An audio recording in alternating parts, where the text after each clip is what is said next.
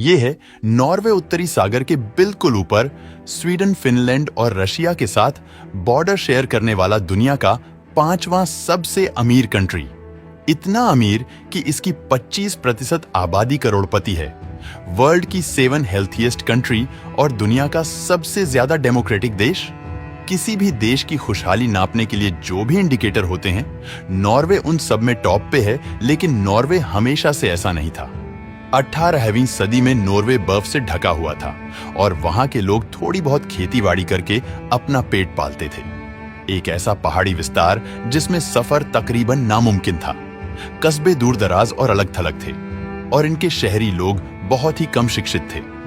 इस देश में 6 महीने सर्दियां रहती थी, जिसकी वजह से खेती करना मुश्किल था और लोग मुश्किल से 2 वक्त की रोटी खा पाते थे। और कुछ ही साल बाद नॉर्वे के हालात बहुत खराब हो गए। नॉर्वे की इकोनॉमी बिल्कुल तबाह हो गई। पूरे देश में कहर फैल गया और लगता यही था कि अब यही नॉर्वे का मुकद्दर है। तो फिर इतना बड़ा बदलाव कैसे आया? कैसे नॉर्वे इतना डेवलप और अमीर देश बन गया? आइए जानते हैं इस वीडियो में। दोस्तों, 19वीं सदी में नॉर्वे की सारी इकोनॉमी सी ट्रेड से चलती थी और जबरदस्त पोर्ट लोकेशन होने की वजह से नॉर्वे से टेम्बर फिश और मिनरल्स समुद्री जहाजों के जरिए यूरोप और एशियन कंट्रीज को जाते थे। सन 1900 के शुरू में नॉर्वे दुनिया का सबसे बड़ा व्यापारी बेड़ा बन चुका था, जिसकी वजह से नॉर्दर्न सी का तकरीबन 30% सी ट्रेड नॉर्वे कंट्रोल कर रहा था। इसके साथ साथ सबसे बड़ा काम जो नॉर्वे ने किया वो था पार्लियामेंट्री सिस्टम बनाना, जिसका मकसद था कि सियासी ताकत और पैसा किसी एक आदमी या पार्टी के हाथ में ना जाए।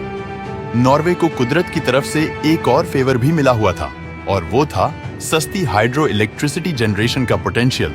लेकिन उस वक्त नॉर्वे की 75% हाइड्रो पावर जनरेशन कंपनी गैर देश की थी और ये चीज नॉर्वे की सरकार को काफी खटक रही थी। उन्होंने आखिरकार फैसला किया कि नॉर्वे के नेचुरल रिसोर्सेज को सिर्फ नॉर्वेजियन ही ऑन करेंगे। इसी सिलसिले में 1940 में नॉर्वे की सरकार ने एक बिल पास किया जिसमें फॉरेन कंपनी को हाइड्रो पावर प्रोजेक्ट्स की ओनरशिप से रोक दिया गया। इसी दौरान रेलवे, सड़कों और ट्रांसपोर्ट की व्यवस्था होने लगी और नॉर्वे की लोकल इंडस्ट्रीज को भी एक बूस्ट मिल गया। 1945 से 1970 के दौरान नॉर्वे की जीडीपी ग्रोथ 3.3% थी और दुनिया में सबसे ज्यादा टैक्स नॉर्वे में था। इसलिए इसका बड़ा हिस्सा सरकार एजुकेशन, लोगों के वेलफेयर और लोकल इंडस्ट्री को सपोर्ट करने पर खर्च कर रही थी। 1965 तक नॉर्वे में अनएम्प्लॉयमेंट ना होने के बराबर थी। नॉर्वे अब यूरोप के बाकी देशों के बराबर आ चुका था, मगर अभी भी उस लेवल पर नहीं था जिस पे आज है। लेकिन ये सब अब फाइनली बदलने वाला था। 1959 में नीदरलैंड में नेचुरल गैस की खोज हुए और इसी दौरान स्पेकुलेशन शुरू हो गई कि नॉर्थर्न सी के नीचे भी ऑयल रिजर्व होंगे। 1966 में फिलिप्स पेट्रोलियम नामी कंपनी ने नॉर्थर्न सी में ऑयल की खोज के लिए ड्रिलिंग शुरू कर दी।